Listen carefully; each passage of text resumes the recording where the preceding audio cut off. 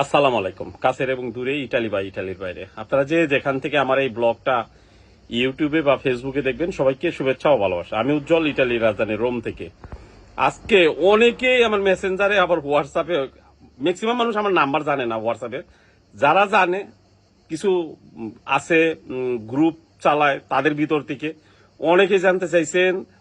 ইটালির একজন কাউন্সিলর বলছে 2022 সালে ঘোষণা দেওয়া ফ্লুসি, যেটা 2023-এর মার্চে, 2023-এর ডিসেম্বরে এবং 2024 সালে যারা আবেদন করে অরিজিনাল নুলস্তা পাইছেন, সব বাতিল করে দিতেছে ইটালিয়ান সরকার।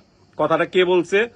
আমাদের একজন কাউন্সিলর, মিলানো শহরে। আমি যেহেতু নাম বলবো না, কারণ হলো সে এইটা কয়েক পর্ব ভাবে দিছে, সেটা আপনারা শুনছেন। তো আমার কাছে জিজ্ঞাসা আপনাদের, যে আসলে কি হইতেছে, আসলে কি সব বাদ করে দিবে, না থাকবে, না কি হবে? তো এগুলা নিয়ে আজকের ব্লগ।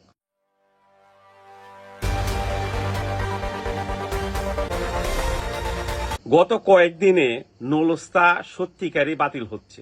2024-এ উঠা নলস্তা আমার পাশে দেখেন, এক মালিকে তার ঋদিত্ব আছে 60,000।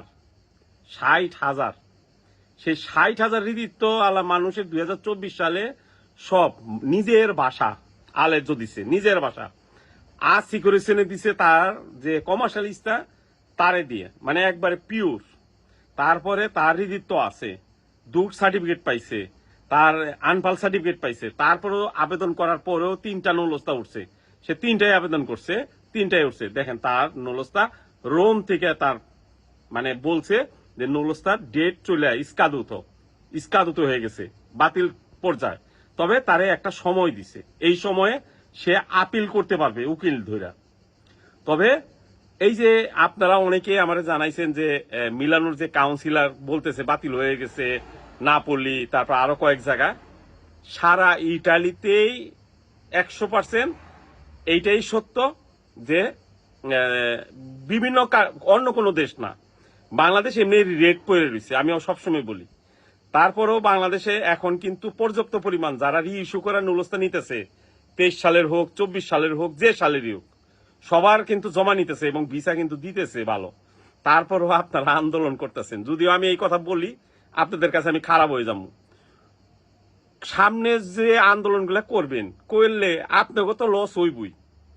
যে নতুন আইন বানাইছে, যেগুলারে আনুল্লাহ করে দিতেছে ইস্কাদুত বইলা, মানে ডেট চলে গেছে 6 মাস বা 1 বছর, একটা ডেট চলে গেছে, পরে এটা আনুল্লাহ করতেছে বা যেটাই করতেছে রিজেক্টও করতেছে। আবার এইটা নিয়ে পেপুত্রায় গিয়া আবার ইও করতে পারবো, নতুন করে আবেদনও করতে পারবো যে কেন এটা, কারণ সেটা পাবে কিনা সন্দেহ আছে। কিন্তু ভাই, বাংলাদেশ থেকে আর আন্দোলন করেন না, কোনো কিছু করেন না। বিএফএস গ্লোবাল আর ইটালিয়ান এম্বাসির সামনে যাইয়েন না ভাই। গেলে কি হইব জানেন?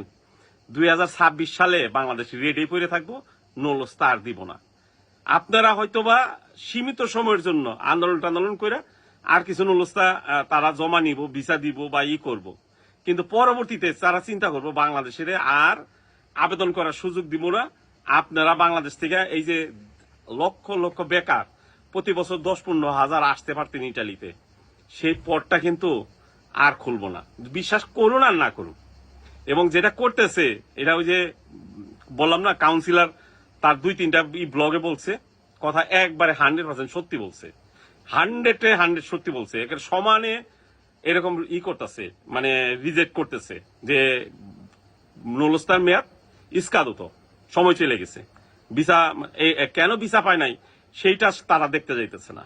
তাদের একটা নোটিশ পাঠাই দিতেছে পেপুত্রা থেকে, তাদের প্যাকের মাধ্যমে। তো ভালো থাকবেন, যা করবেন আপনারা ভাইবা চিন্তা করেন ভাই, আমারে দোষ দিয়েন না ভাই। আমি যেটা সত্য সেটা তুইলা ধরি। হ্যাঁ, আমার কথায় ভালো লাগবে না সবার, কিন্তু সত্যি কথাটা বলার মতো সাহস আমার আছে এবং সত্যি কথাটাই বলি। ভালো থাকবেন সবাই। আসসালামু আলাইকুম।